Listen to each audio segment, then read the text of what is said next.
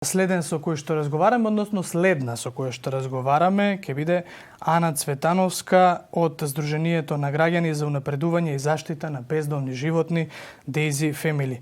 Ана, добро утро. Се слушаме, така? Се слушаме, да, добро утро. Добро утро.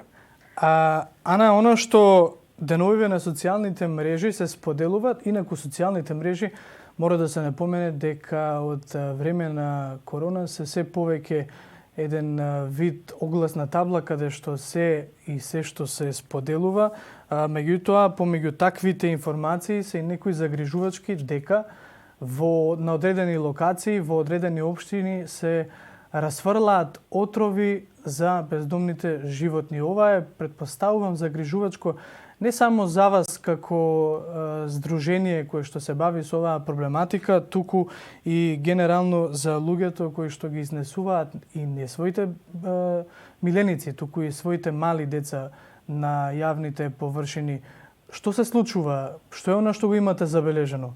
Во последен период, поточно од воспоставување на построените мерки за превенција и заштита од COVID-19, кога всушност стапенели на сила и полицискиот час, на целата територија на државата е забележан големен број на труења, но и на труење на бездомни животни, но и на кучиња кои имаат собственици. Имено се работи за расфрлање на отровот метомил или попознат како ланата, кој што е расфрлен на повеќе јавни површини во повеќе реони низ Скопје и околината, зашто сведочат и други здруженија и независни активисти, при што настрада навистина голем број на единки. Например, во неделата беше отруено бездомно куче под моја грижа, а имаме информации за расфрлен отров во текот на изминатиот викенд во Картош, Радишани, Ново Лисиче, Козле и Влае. А само пред неколку часа, во 2 часа по полноќ, отруено е куче кое пред една недела беше во непосредна опасност кога настрада и друго куче од истата околина.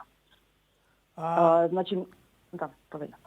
Што е оно што пак властите го велат? Јас знам, ја прекинав твојата мисла, меѓутоа се обраќате кон надлежните. Што е оно што тие го велат? Какви мерки се презема во моментов, бидејќи очигледно дека свеста кај одредени граѓани е на многу ниско ниво? Вака сега конкретно во мојот случај, бидејќи беше отруен, јас првпат имам случај на отруен миленик во мојата населба и ја знам процедурата дека треба да се пријави случајот во полиција. И моето искуство со ваков случај, бидејќи беше недела, имавме над 48 часовна изолација. Ние усмртеното тело го забележивме во 8 часот на првата дозволена прошетка и после долго и упорно звонење на во општинската полициска станица, едва и успеав да добијам некој од полициските службеници и да го пријавам случајот, но поради забраната за движење не бев присутна на увидот од страна на полицијата и информациите ги добивав по телефон. Во меѓувреме го најдов телефонскиот број на дежурниот инспектор на Агенција за храна и ветерина, со кога разговарав телефонски и тој ми кажа дека постапката е долга и вклучува обдукција на лешот, која треба да ја платиме ние. И по 3 часа ме контактираше полициски службеник кој го води случајот и ми кажа дека од нивна страна е направен увид и дека лешот е отстранет, а ветеринарен инспектор не е дошол на терен поради целата ситуација. Добро, Ана, имате ли информации за тоа колку луѓе досега се евидентирани како прекршители на законот, со оглед на тоа што не само сега во оваа карантин фаза, туку и претходно кога условно да речам беа работите во нормала, отрови се расфрла насекаде. Точно. Иако низ годините во последниот период имаше минимални поместувања во однос на неказнување на насилство врз животните, како што е случајот со приведениот убиец на кучињата во аеродром или па кога се изрече првата казна за напуштање миленик, сепак институционалниот одговор во овие случаи значително потврла. Значи може да се каже дека и целосно изостанува. Значи не е ниту еден случај на трујач не е откриен. Ова се случува 4 години наназад и многу често, односно веќе 4-та година поред, баш во овие месеци април и мај, се случува истото. Значи, мамки со отрови се расфрлаат во сите населби, се случува исклучивно на јавни површини, каде што циркулираат луѓе, и најчести локации се паркови. А имало случај на поставен отров во училишни дворови и градинки, каде што се во голема опасност славени деца. Сепак, значи, не е спроведена ниту една постапка до крај и не е пронајден ниту еден сторител. Добро бе, луѓе, мене не ми е јасно на вистина зошто некој го прават тоа. Еве, се надевам помеѓу слушателите и гледачите на утрински брифинг немаме такви лица, меѓутоа ако знаете такви лица, слободно посочете ги, треба да се знаат и со име и со презиме, бидејќи е работа која што влијае не само на кучињата. Ајде, ако ги мразете кучињата, заборавете ги, меѓутоа може и некое дете да налета на тој отров.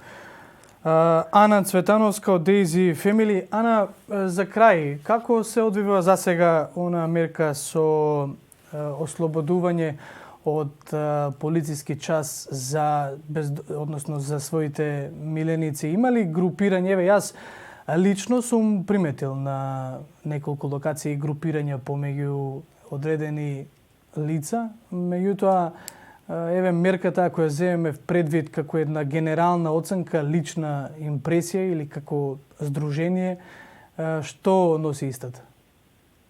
Во однос на дозволата за движење на собствениците со миленици, видете, тоа е нешто што е нужно за нашите миленици. Мислам, тие нели мора да ги извршат своите физиолошки потреби и нема друг начин да се направи тоа, освен да излеземе надвор.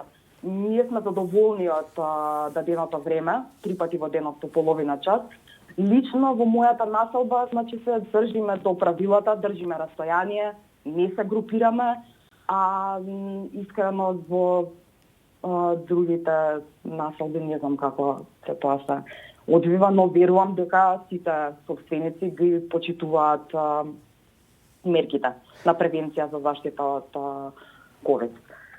Ана, ти благодарам за вклучувањето во утрински брифинг. Се надевам дека колку толку во функција на покренување на свеста влијаеме како ние со утрински брифинг, така вие со алармирање и со предупредување за последиците од овие немили действија кои што ги извршуваат, јас ќе речам, нерани мајковци. Фала ти уште еднаш. Благодарам на вас. Имено на социјалните мрежи има интересни мемиња, оние кои што објавуваат куче, кои што велат секој од зградава го шета кучето, кучево се изнашета, па ете има време и за да одспие малку, па за утре повторно да си ја фати својата смена.